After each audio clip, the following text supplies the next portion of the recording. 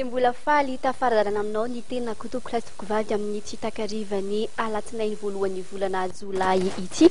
Manasanao ampanazanary anaraka ny fampalalam-baovao atra amin'ny farany ireo lohateny isan'ny isongadina indray moa dia mety anatanteraka fidinana andalambe atsoatsy ny komity mpanavotana any Madagasikara na KPM. Olona 3 namoiny ainy ary mihoatra ny 50 kosa no naratra vokatry ny lozam-pifamoivoizana mahatsiravina amin'ny tranga teny amin'iny lalam-pirenena fafito iny. Androany kosa no nalaina ambava ny teny amin'ny sampana fikarohana momba ny elokapevava teny fiadanana ny mpiambina ny vadin'ny filoha teo aloha Ramatoa Lalao Marika Ravalomanana.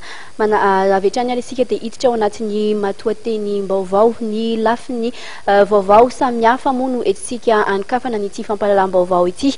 Nitrangana loza mahatsiravina ny farany herinandro teo teny amin'ny lalam-pirenena fafito iny. Fiara-pitatitra mampitoana Antananarivo Faradofay no nivadibadika vokatry izay moa dia olona 3 no namoiny ainy ary mihoatra ny 50 isa kosa ny olona naratra. Fanadihadiana makasika an'izay no entiny vola ravoavy eo amin'ny sariny tsiry Chakoto Arsan.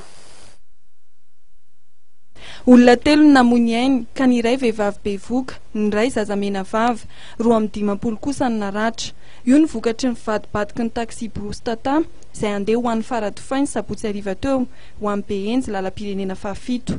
Betsaka ny fahavoazana tao anatin'ny telozam-pifamoivoizana ity, tao ny tapatongotra, tao ny vakiloha ary maro tamin'ireo naratra no mbola manaraka fisaboana etsy amin'ny HGR Ampefloha hatramin'ny androany. Ireto raim-pianakaviana reto izao dia samy namoy fianakaviana tao anatin'ny lozam-pifamoivoizana tamin'ny Behenjy iny.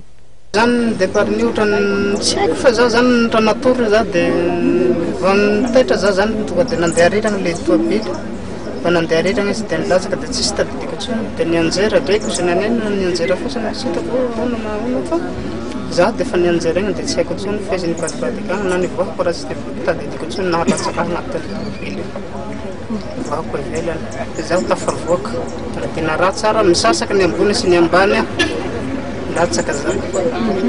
Nandeha rery ianao sa nisy namana tamin'ilay? Nisy anako dia anako raiky maty, 7 mianaka ay dia ray maty dia zaho ihany maratsy fa ny sasany ireo tsisy maratsy fa voadondogno ihany fa tsy maratsy fa zaho no maratsy dia ny zanako ray no maty.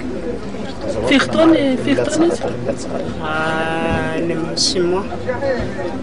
Dadako zao mbola ao anaty hôpitaly, zanako mididy ao dia vadiko no maty. Firy taona izy? Dimy amby 3 dia ilay zanako 2 taona dia dadako 10 taona. Zay angamba no afaka ho lazako fa tsisy tsony.